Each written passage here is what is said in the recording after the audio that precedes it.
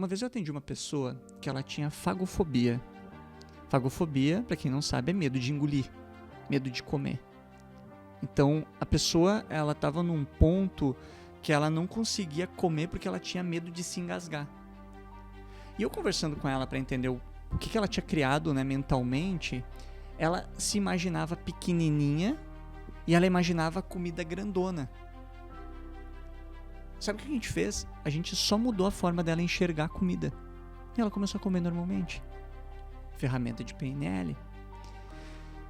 Quando tem um exemplo muito clássico para quem acompanha futebol, eu joguei bola, então eu gosto de futebol, né? O jogador de futebol, quando ele bate uma falta e ele faz o gol, normalmente na cabeça dele, ele viu a barreira pequenininha e a goleira grande. E o goleiro pequenininho. Ele cria na mente dele. E foi feito algumas pesquisas alguns anos atrás que eles treinaram uma equipe de jogadores chutando, treinando, e outra equipe de batedores de falta só imaginando e mudando o modelo mental de como eles enxergavam a barreira e o goleiro na hora de bater uma falta. Eles perceberam que a taxa de acerto maior foi daqueles que mais mentalizavam do que os que treinavam chutando. Eles diminuíam o tamanho da barreira mentalmente do goleiro e aumentavam o tamanho da goleira. Eles tinham um índice de assertividade maior. E eu peguei aquilo ali pra mim. Eu vi esse estudo há muitos anos atrás. E eu peguei aquilo ali pra mim. Aí eu pensei, tá, e nos meus medos? Então, quando eu tenho medo de falar em público, por exemplo, como é que eu imagino a plateia? O que eu vejo? Né? Mas como que eu primeiro estou no momento do medo? No momento do medo eu tô vendo todo mundo rindo, ou tô escutando as pessoas rindo, porque foi isso que aconteceu comigo, foi isso que criou o meu medo. O meu medo de falar em público veio de duas memórias da infância e da escola. Uma da turma rindo e outra da professora me xingando, me chamando de lavadeira de rio. Olha, uma professora chamando um aluno porque eu falava demais, porque eu era conversador. Me xingando na frente de todo mundo. Imagina, criou um bloqueio. Só que eu demorei. Depois que eu destravei o meu medo de falar em público, que eu fui lembrar dessas cenas. Mas era dali que vinha o meu medo de falar em público. Foi ali que começou. Exato. E aí tu vai criando representações na tua cabeça. É óbvio, a memória que eu tenho é uma. Pode ser que aconteceu coisas completamente diferentes ali. Mas o sentimento, ele se mantém quando a tua mente se coloca naquela mesma situação. Ou a tua mente vai liberar o medo pra não te colocar naquela situação. Então o que eu aprendi? Eu aprendi a controlar minha mente. No sentido de, se eu tô com medo, tá, o que tá me amedrontando ali? Aí eu trabalho minhas imagens mentais que vêm, ou a sensação. Então eu trabalho nos três sistemas sensoriais: visão, sinestésico e audição. Que som tem? Que sentimento tem? E que imagem tem? E aí eu reprogramo, eu exercito, né? Mas isso é 15 anos, 18 anos trabalhando na minha cabeça para conseguir fazer isso. Trouxe um assunto para a mesa que eu amo esse assunto, né? Que é sobre mentalidade. E eu preciso te perguntar: como tu treina a tua mentalidade para vencer? E você se mantém com a mentalidade? E o que você faz? Deixa eu melhorar a pergunta. Como você treina a tua mentalidade? E o que você faz quando as coisas não saem como você gostaria? Boa. Como que eu treino? O jiu-jitsu tá me ajudando muito também a treinar minha mentalidade. Eu venho do futebol, então eu cresci em ambiente competitivo. Eu cresci com meu pai falando: tu tem que ser o melhor, tu tem que ser o primeiro, tu tem que ganhar. E isso, se eu entrar em competição no profissional, eu sei que eu tenho grandes chances de botar o dinheiro à frente para acelerar. Eu não quero isso. Então eu vou pro jiu-jitsu. E aí no jiu-jitsu eu compito comigo e com a pessoa que tá ali. Porque tu tá ali tomando uns 100 quilos. 100 quilos é a pessoa bota o corpo dela na tua cara. E ela te imobiliza. Tu tem que controlar a tua respiração. Tu tem que pensar. E tu tem que cuidar o teu corpo, porque se tu deixar o braço, tu toma uma chave de braço. Uhum. Então tu tem que estar o tempo inteiro atento, cuidando da respiração. Porque se eu acelerar a respiração, eu perco o controle do pensamento, eu não consigo pensar estrategicamente como que eu vou sair daquela posição. Eu tenho que esperar o momento certo do cara errar para eu conseguir sair. Então o jiu-jitsu me ajuda muito hoje nisso. Faz 1 ano e pouco que eu comecei e eu tô adorando. Então é uma das formas. Auto-hipnose, então meditação, auto-hipnose. Fala mais sobre a auto-hipnose. Vamos lá. A meditação, ela ajuda nisso também, a desenvolver isso. Eu fiz algumas, ao longo dos anos, eu fiz imersões de desenvolvimento pessoal que a gente trabalhava, né? Auto-hipnose, eu aprendi hipnoterapia, é uma das ferramentas que eu adquiri ao longo dos anos atendendo pessoas. Então a hipnose é uma ferramenta que me ajudou muito, principalmente pessoalmente, e eu aprendi a usar ela ao meu favor. Então vamos pegar a técnica 4D, né? A técnica Boa! 4D é uma baita condução ali. E fazer a auto-hipnose exige anos fazendo uma técnica 4D, por exemplo. Então hoje eu consigo entrar num estado de transe, eu tenho meus locais, meus pontos de gatilho estratégico, que eu fecho os olhos, entro no estado de respiração, conduzo a minha respiração, aperto o meu botãozinho e pum, entro no transe. E aí eu me auto-sugiro antes o que eu quero reprogramar, enfim, e a banheira também. Então eu deito na hidro, boto água morna, fecho os olhos e aí eu consigo entrar rapidamente no estado de auto-hipnose. Então isso me ajuda. Então eu acesso pontos meus importantes, acesso recursos. Antes de um treinamento, por exemplo, eu faço uma condução auto-hipnótica para ativar os recursos que eu preciso. E aí eu entro nos pontos e naquelas gavetas que eu quero abrir, né? Então toda uma questão de preparação. E assim eu uso minha preparação mental. Dia a dia, performance, eu tenho minha ativação da manhã. Então eu tenho uma condução de manhã que eu faço com músicas estratégicas, com autossugestões para começar o dia. Leio, faço essa ativação da manhã e vão pro pau. Rafa trouxe coisas práticas aqui sobre essa autoindução dele, né? Que é o ensaio mental, que é a autoafirmação, que é a visualização. E ele falou técnica 4D, é uma ferramenta desde 2008, que faz parte da nossa vida. Até hoje ou amanhã vai sair um post com todos os meus diários, acho que tem uns 12, né, que eu desenvolvo a ferramenta, e no último ano eu ajustei ela e o último ajuste foi milagroso, assim, na minha vida, na nossa carreira, que é Deus na frente, né?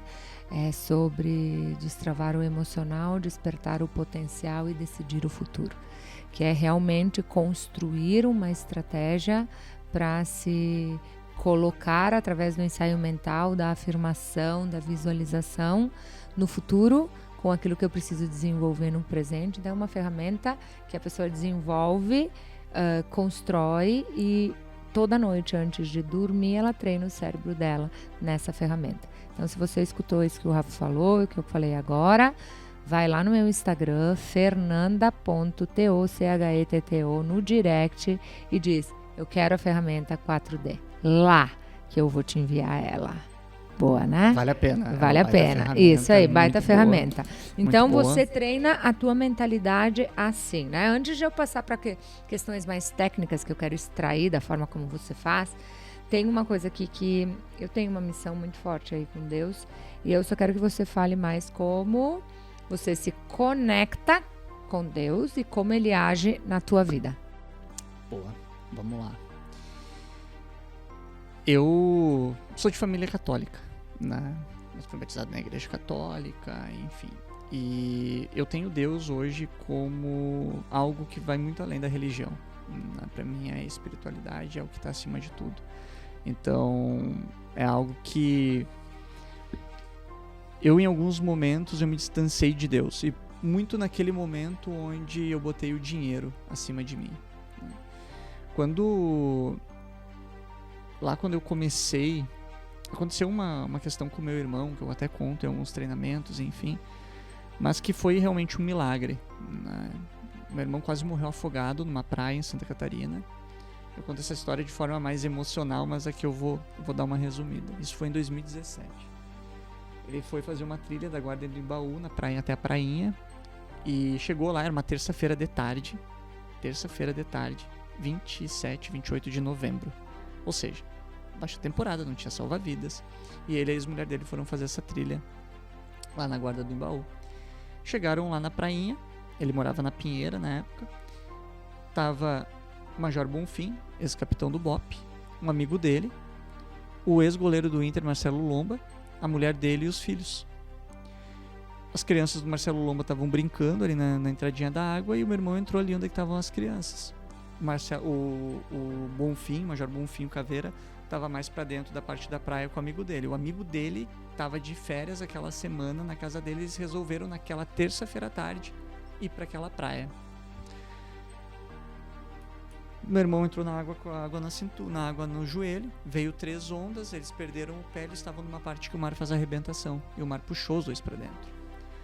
Enfim, ele tirou a minha ex-cunhada da água, levou 10 minutos, saiu vendo estrelinha, e aí nisso o Marcelo Loma já estava ensinando uma das pedras, sinalizando onde que estava o meu irmão. E aí o cara, eu vou pra água de novo. Ele só pensava, bambu, bananeira, mochila e tal. Lembrou que tinha uma mochila com garrafa pet. Pegou, esvaziou o cooler, esvaziou as garrafa pet, botou a mochila nas costas e foi pra água. Isso que o amigo dele batia na cara dele. Não vai, que tu vai morrer, não vai. Ele foi pra água. Ele já tinha só, imagina, 10 minutos pra tirar uma pessoa da água. Foi de novo pra água. 2 horas e meia depois ele tirou meu irmão vivo da água. Normalmente uma pessoa morre brigando contra o mar em 7 minutos. Ele levou 25 para chegar até o meu irmão. Eles tentaram sair 3 vezes da água. Ele lutou contra o mar para salvar o meu irmão durante 2 horas e meia. Eu falo sempre que existe herói sem capa. E a gente nem sabe. Mas eu sempre trago essa história porque tem muito Deus ali. O Brasil tem mais de 8 mil quilômetros de litoral. 8 mil quilômetros. Quais as chances, Fê, de ter um cara ex-BOP, operações especiais, o cara extremamente surfista, mergulhador, ele tem várias formações, o cara é SWAT, assim, sabe? O cara é SWAT, né? O cara é muito bom. Ali, naquela praia, numa terça-feira à tarde, em baixa temporada, brincando com o cachorro, e ter a coragem de entrar na água para salvar 2 vidas. Quem é que colocou esse cara ali? Não tem explicação. O pessoal do BOP, eles usam, né, a faca na caveira, que significa vitória sobre a morte. Ali, ele venceu a morte de 2 pessoas, de 2 famílias. Pra mim, Deus colocou ele ali, porque não tem explicação. Não tem explicação. Ali me reativou Deus. Ali me reativou Deus. Eu pensei, caramba, não tem como. E aí eu sempre tive essa conversa com Deus. Deus sempre me colocou onde eu tenho que estar e fez com que coisas dessem errado para eu ir pro lugar certo. Mas eu nunca parei. Eu nunca parei. Eu sempre me movimentei com essa fé de deu errado, é porque Deus quer algo maior. Continua, continua, continua. E esse fato do meu irmão me ativou algo ainda mais forte em relação a Deus. Porque, cara, não tinha lógica. Não tinha como, entendeu? Não tinha como.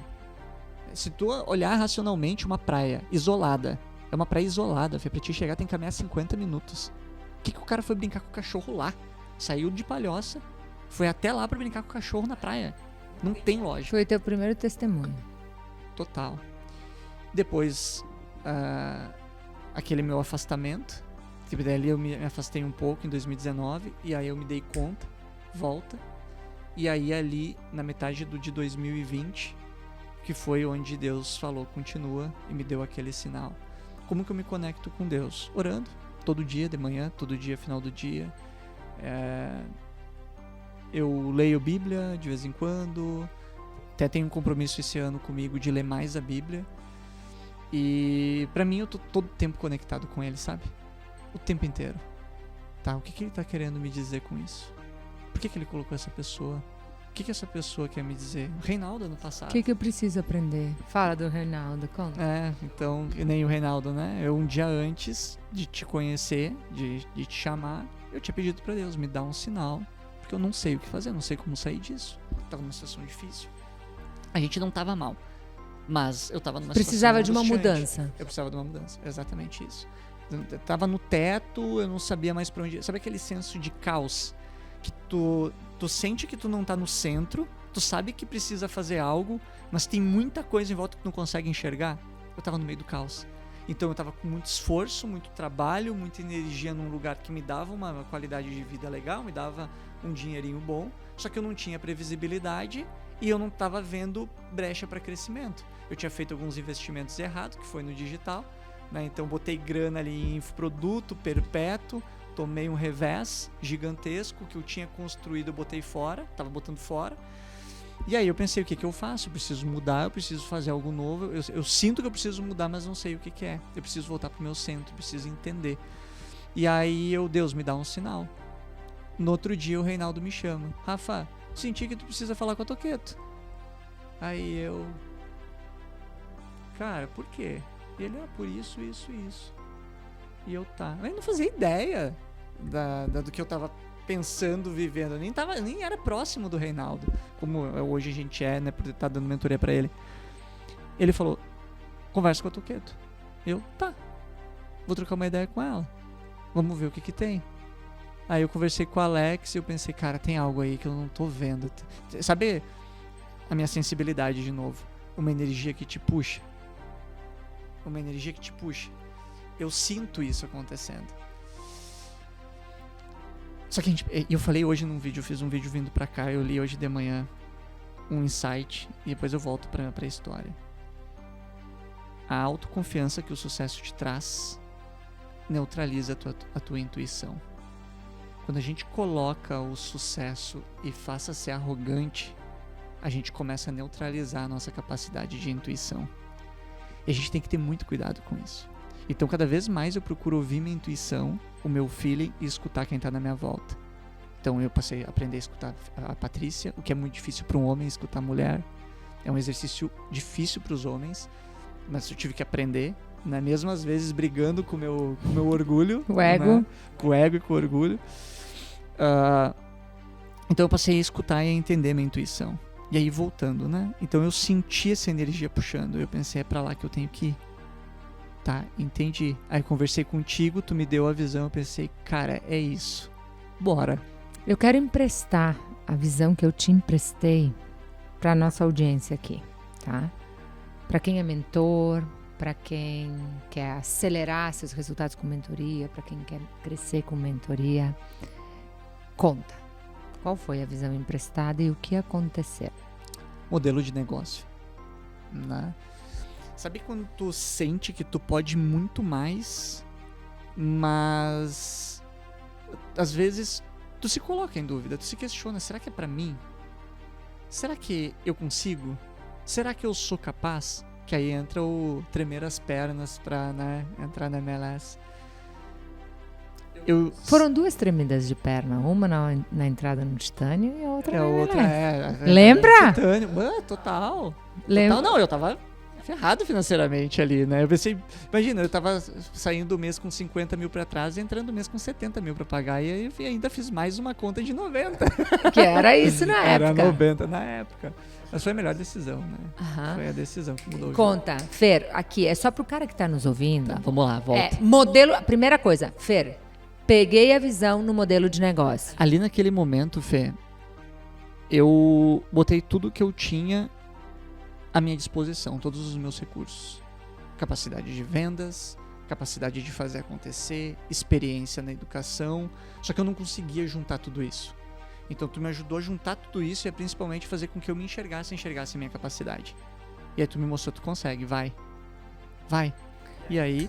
Foi. Eu quero deixar 3 coisas aqui de contribuição para quem está nos ouvindo. Deixa eu só finalizar, vai. Pegar uma coisa que é bem importante e que muita gente que está nos assistindo não entende, mas que foi fundamental em todas as minhas decisões da minha vida. Eu nunca esperei o momento certo. Eu sempre construí o momento certo. E naquela hora tu pegou rápido a visão, né? Eu peguei rápido e eu pensei, cara, eu vou fazer. Tu falou pra mim, tu te compromete comigo nisso. Eu falei, sim. Então tu consegue, faz. E aí eu, fiz. Eu não esperei o momento certo. Eu fui lá e fiz. Então, as pessoas, quando eu decidi empreender, eu não tinha condições de empreender. Eu morava num kitnet e tava endividado, tinha acabado de quebrar um negócio.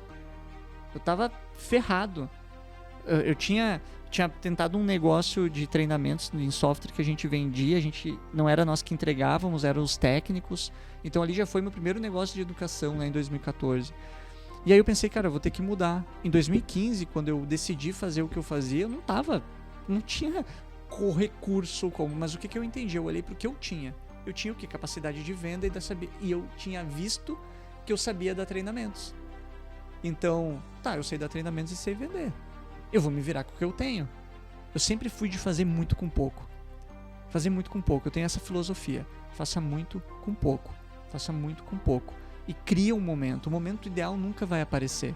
Então, quando eu decidi lá atrás empreender, eu pensei, cara, não existe um momento. Eu vou fazer acontecer com o que eu tenho. Fiz. quando a gente conversou, foi a mesma coisa, foi o mesmo processo, só que eu tava muito mais pronto, obviamente. Né? E aí tu me mostrou e me deu e trouxe a visão do modelo de negócio. E eu, cara, é isso. Aí eu peguei tudo que eu tinha, de novo, todos os recursos pessoais. Eu não tô falando nem de recurso financeiro, nem de time. Eu não falei pro meu time. Eu entrei no Titanium, eu comecei a movimentar o clube, eu não falei pra ninguém do meu time. Eu pensei, eu só vou falar quando for isso mesmo. Quando isso aqui, quando eu vender. E aí foram 2 semanas, 245 mil. Eu cheguei pra Daisy, que é meu braço direito, minha CX. Falei, Daisy, encerra a Permeases. Como assim? A gente tem programação até junho, a gente vai entregar pra todo mundo, avisa todo mundo que comprou pacote, que comprou treinamento, que é a última vez e que é a última oportunidade deles fazer esse treinamento.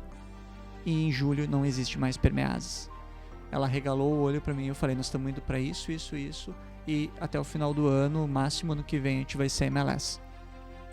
E ela olhou, como assim? E aí eu expliquei pra ela, e ela falou, eu tô junto. A Isadora falou, eu tô junto, e vamos pra cima. E aí a gente começou a fazer a transição, em junho a gente encerrou a Permeases, e em julho a gente assumiu. E aí entra a renúncia. E a coragem pra renunciar, se permitir os 8 segundos, e todo o sentimento ruim que a gente fica fugindo.